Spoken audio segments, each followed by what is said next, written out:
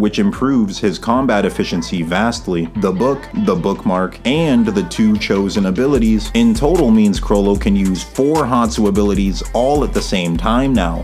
Hey, what's up everybody? It's LeeLos, and today we're talking about why Hisoka versus Chrollo is obvious. Stay steady in pursuit of your dreams and goals. You're born to win, you're made for greatness, and I definitely believe in you guys. Keep up the great work each and every day. So Hisoka versus Chrollo is a battle between 2 of the most legendary and dangerous villains in the entire Hunter x Hunter series. Today we're going to analyze every single power-up and ability these 2 monsters receive during every major appearance in the series to find out overall who's more powerful than who between these 2 characters. After the anime's conclusion, Hisoka and Chrollo actually do have a battle during the very beginning of the Succession War arc. The feats and dialogue throughout this battle gives us a strong amount of information to create a low, medium, and high ball scale for how powerful these 2 characters truly are. Chrollo spent around 100 chapters preparing for this fight, while Hisoka, on the other hand, went into this battle relying purely on improvisation and battle IQ. Not only had Chrollo become magnitudes more powerful than he was during the York New City arc, but he had also put together an elaborate plan specifically designed to kill Hisoka. Chrollo's plan and his combination of abilities were so strong that Chrollo states his odds of victory were 100% guaranteed. Up until this point in the series, anytime Chrollo used a stolen ability, he also had to hold the book, meaning he was fighting everyone with just one hand. Specifically for this battle against Hisoka, Chrollo developed the double face bookmark ability. Chrollo states not only does the double face bookmark allow him to now use 2 different abilities at the same time, he can now use these stolen abilities without even having to hold the book anymore, which improves his combat efficiency vastly. The book, the bookmark, and the 2 chosen abilities in total means Chrollo can use 4 Hatsu abilities all at the same time now. Chrollo goes on to display 3 other abilities on top of that. In total, Chrollo is using at least 7 different Hatsu abilities on Hisoka during this fight, one of which being a Post-mortem Nen ability, switching in between all of these abilities and combining it with an elaborate plan all at the same time, versus a Hisoka who was straight up just winging it. After explaining how stacked his new arsenal is, Chrollo not only states that Hisoka is breaking the record for the most number of abilities it's taken for him to kill a person, but Chrollo also states that all of this was to defeat Hisoka. This is one of the biggest compliments to Hisoka's strength by far in the entire series, considering that Chrollo back in York New City was already strong enough to hold his own against 2 of the strongest Zoldycks at the same time, and for a portion of the fight he was just using one hand. The fact that Chrollo enhanced his hand-to-hand skills beyond that and powered himself up massively, all to defeat Hisoka, is genuinely insane. Chrollo not only created a plan, but he also added multiple new abilities to his arsenal before stating he had a 100% chance of victory against Hisoka. This implies that the previous abilities Chrollo had in his book during the York New City arc were not strong enough on their own to 100% guarantee victory against Hisoka.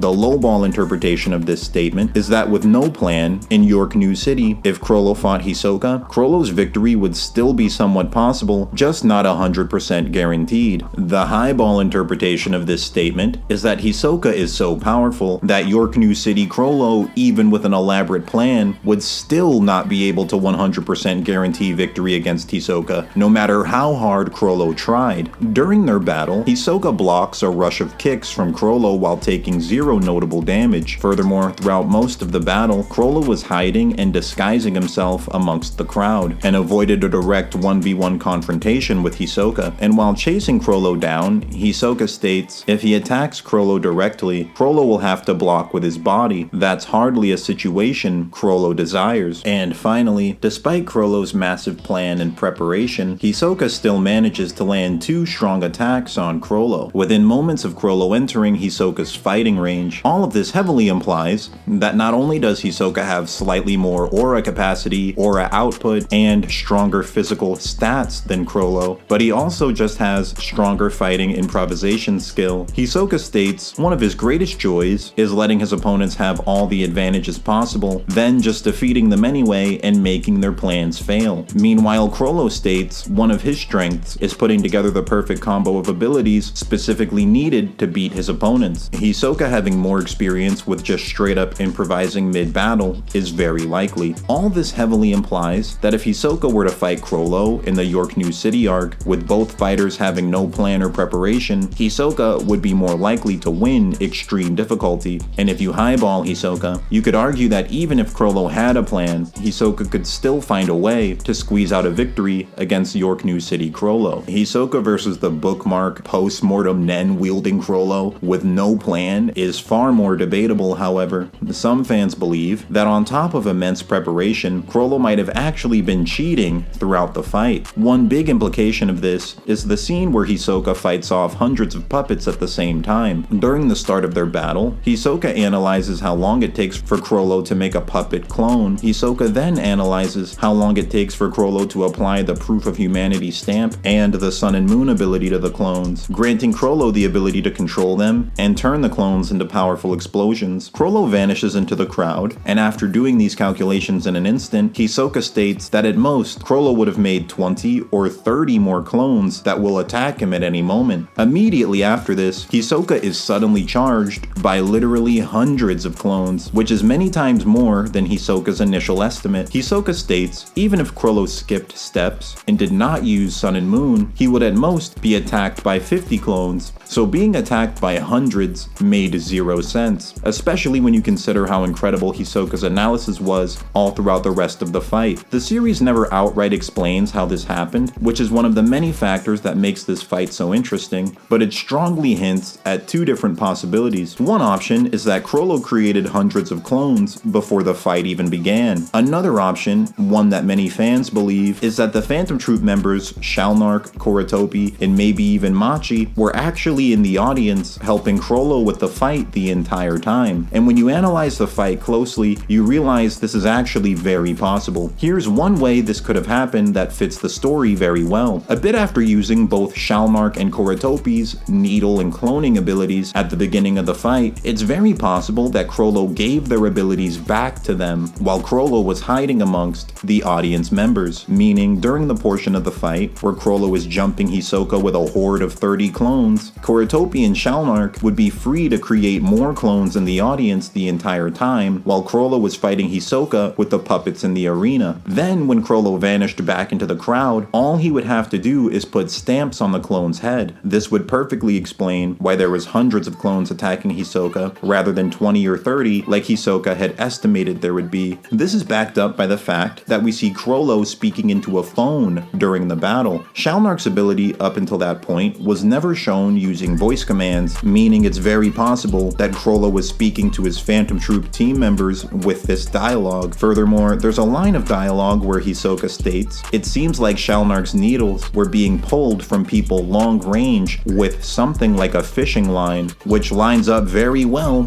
with Machi's Hatsu ability. Machi could have been the one long range pulling Shalnark's needles out by herself. And finally, immediately after the battle, Shalnark, Koratopi, and Machi are all present at the scene, and Hisoka getting revenge on Shalnark and Koratopi immediately afterwards backs this idea up even further. All that being said, if Hisoka were to fight this post-mortem Nen version of Chrollo, while Chrollo had no plan or prep time, they would both have possible win conditions over one another, meaning there would be a chance of victory for either one winning. But I'd say Chrollo would be slightly more likely to win extreme difficulty. This is very debatable, but the reason I say this is because on top of all the abilities Chrollo displayed, there's a chance he would have been able to use Shalnark's Super Saiyan autopilot form that he used on himself, meaning Chrollo won this fight against Hisoka without even needing to use a potential trump card, and Chrollo was only hit twice the entire battle. And in the York New City arc, Chrollo also displayed a teleportation type ability that could help him a bit in the fight as well. Having a post-mortem Nen ability really is just a powerful advantage in Nen combat. To be completely fair, the arena they fought in was also a massive advantage because Chrollo's ability is stronger when he can hide amongst other people and can make more clones. And despite this, Hisoka still got through the first wave of 30 clones pretty quickly without taking serious damage.